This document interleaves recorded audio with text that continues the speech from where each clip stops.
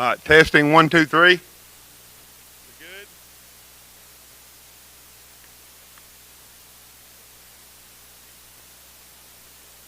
All right, we up and going? All right, good evening. Welcome to Young's Chapel Wednesday night Bible study. We're in the book of Nehemiah. We're going to be in chapter 6 tonight. It's a short chapter, not a lot in it. We're going to bring out a few things, but first let's read all the way through it, and then we will see what we can bring out on it.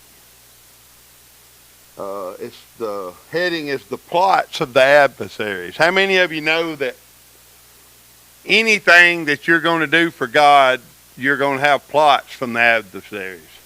Amen. If you think you're going to go undeterred and unhindered, you got another thing coming. But I heard it put this way: if you are not bumping into the devil on a regular basis, you better check on which way you're headed, because you might be going the same way he is. Amen. If you're going against the grain with him, you're going to bump into him, and he's going to do everything he can to stop both you and God in any way he can. And that's what we've seen through the book of Nehemiah so far. There's been adversaries, there's been folks that the devil has sent, and it's been one thing right after another.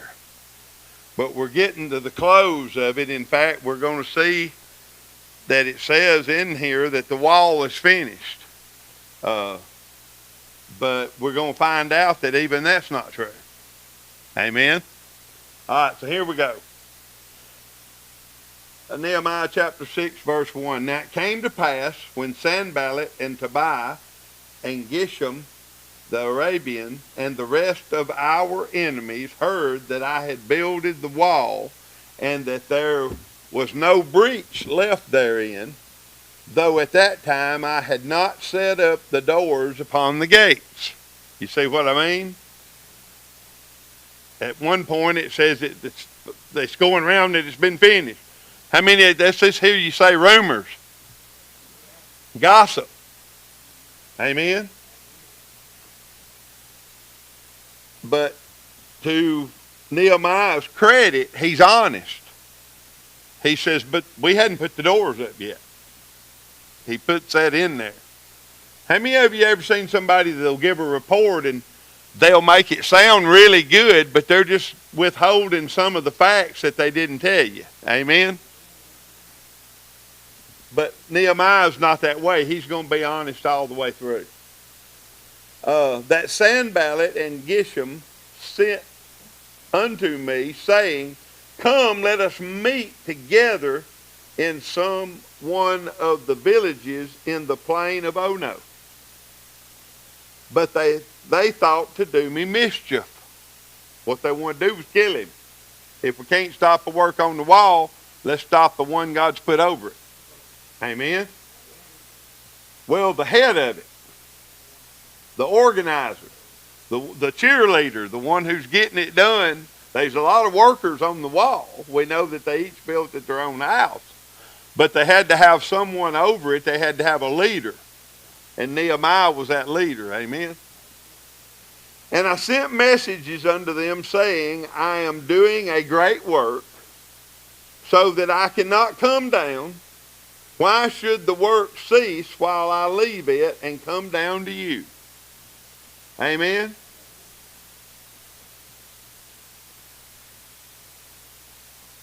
Yet they sent me unto me 4 times after this sort. And I answered them after the same manner. Well, no, they're persistent. Have y'all ever noticed how persistent the devil is?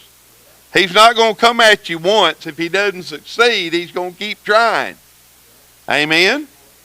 He doesn't give up. Sometimes as Christians, we'll pray about something one time, we quit praying. Amen? When we don't get an immediate answer, we quit praying. We need to be persistent. Push.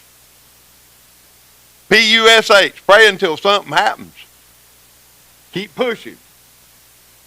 The little lady that kept coming to the king wanting something done wore him down, and he finally done something just to get rid of her. Amen. Yet they sent unto me 4 times after this sword, and I answered them after the same manner. Then sent Sanballat his servant unto me in like manner the 5th time with an open letter in hand. So they're not getting anywhere, and so they try to change their way. Wherein was written, now listen, it is reported among the heathen. And Gishmu saith it, that thou and the Jews think to rebel, for which cause thou buildest the wall, that thou mayest be their king according to these words. Let's say rumors again. Let's say gossip again. If you can't stop them, and you can't kill them, just start spreading lies about them. I want y'all to see the devil's bag of tricks. The devil's bag of tricks. And that's what he's doing. He's trying to put fear into me. And he knows there's no truth to it. Nehemiah knows there's no truth to it. Sanballat knows there's no truth to it. But he's making it up, and they're going to spread it. And it says it's an open letter. Do you understand that they're going to post this? He's telling him, we're going to post this letter with this accusation in it. Isn't it amazing how that's happening in our very country these days? The devil doesn't change his ploys, does he? He just continues to do them. Amen? How many men that are up for a position have all kind of stuff said about them, accusations made, and most of the time, most of it's made up. But so many people believe those accusations just because they heard them. And thou hast also appointed prophets to preach of thee at Jerusalem. Oh, now he's bought him off some prophets.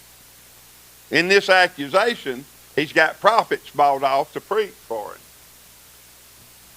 There's a king in Judah, and now shall it be reported to the king according to these words.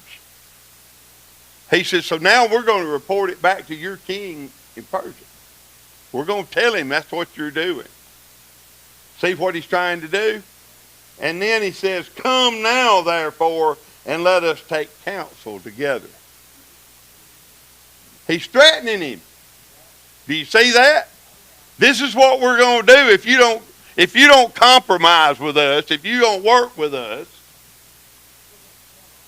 We're going to make it up and tell on you. That's what he's saying.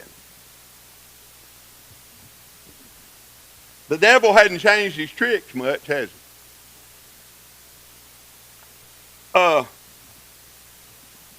I seem to remember a snake in the garden talking to Eve. And he started his lie out with, hath God not said?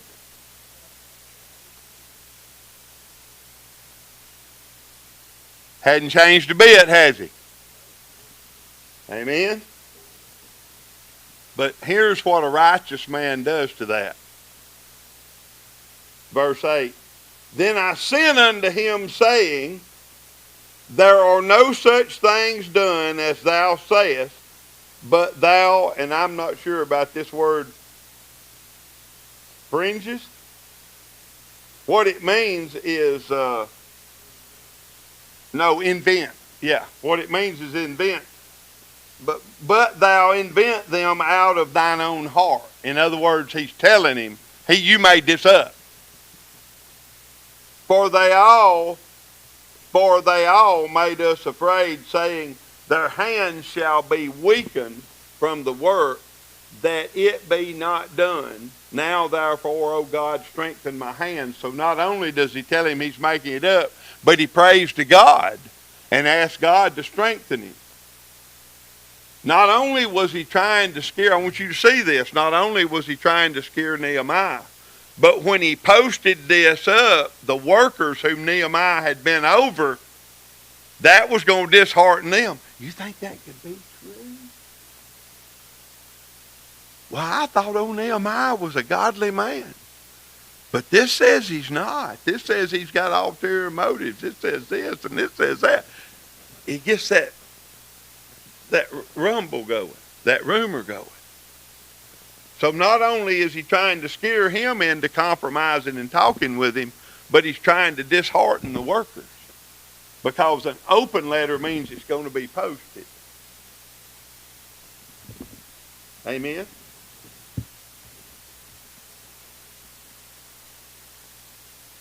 Verse 10.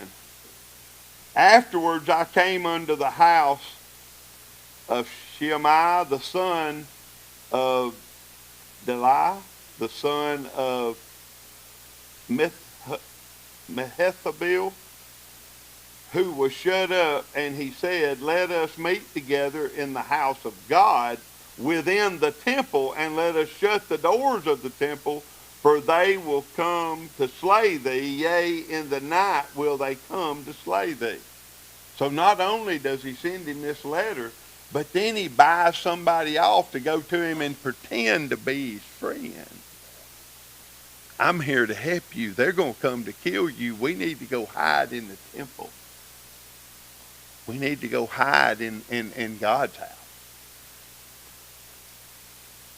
Not all people who come to you during a problem have your best interest at heart. Amen? I want you to see these different ways that the devil's coming after him and these evil men are coming after him. They're trying to trick him on every turn. They get his mind on this, and then they send somebody in to pretend to be his friend and get him to do something that'll draw even more attention. I can just hear the rumor now. Yeah, all this has come out, and now he's gone into hiding. Fits, don't it? Sound good from the outside looking in.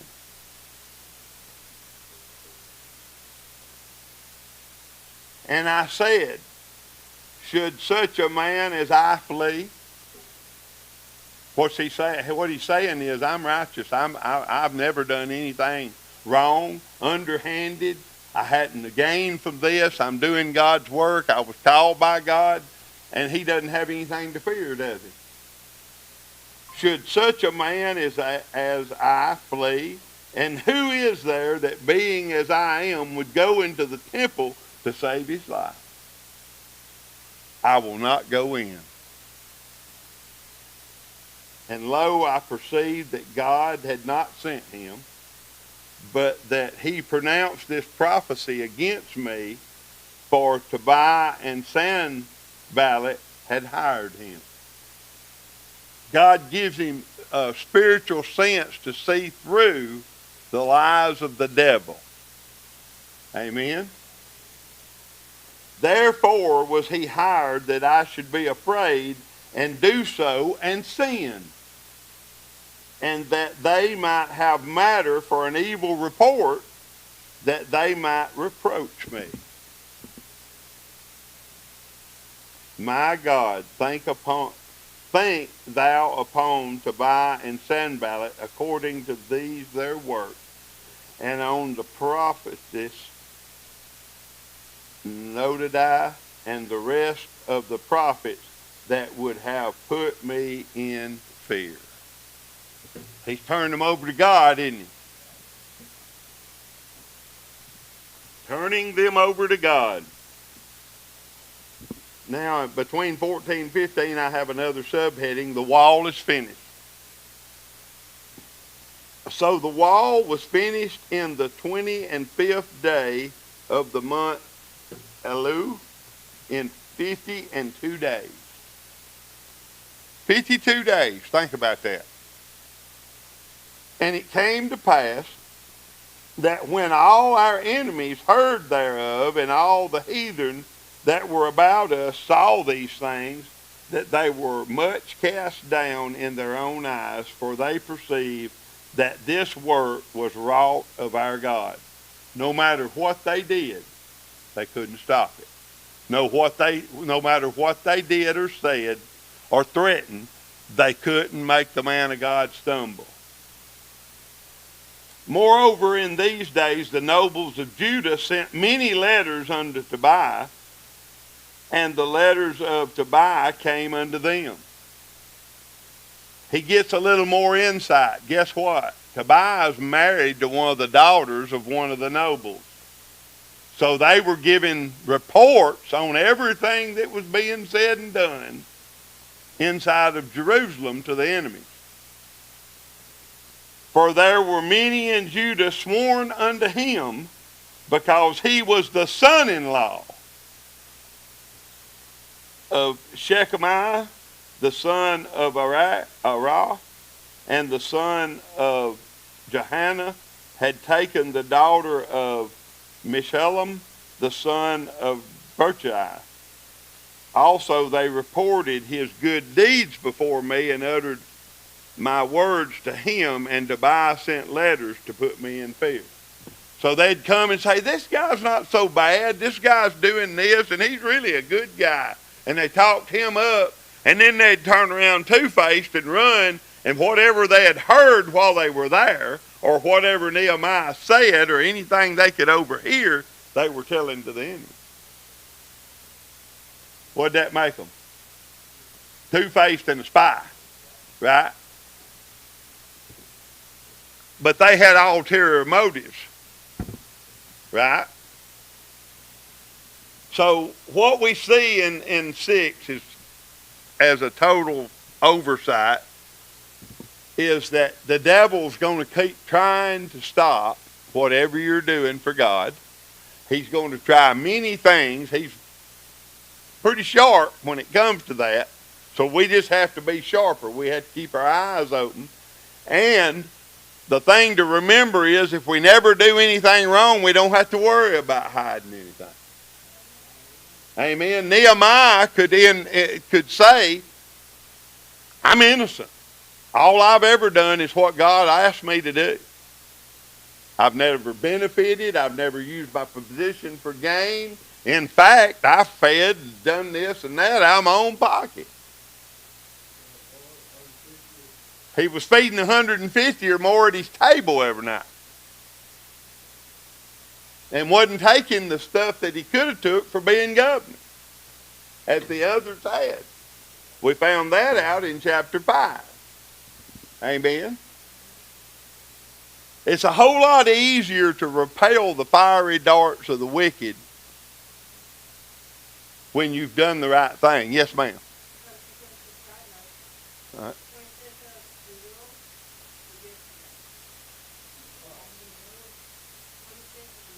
Was yesterday. Well, how about coincidences? And we're studying that this week.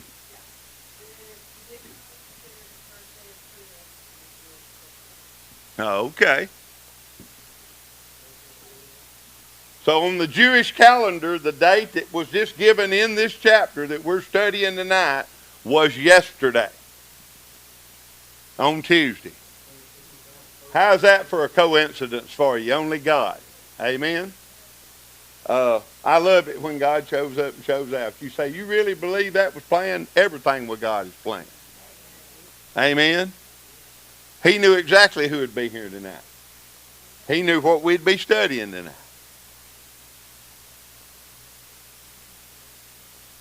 Amen. Amen. Okay, questions, thoughts, comments?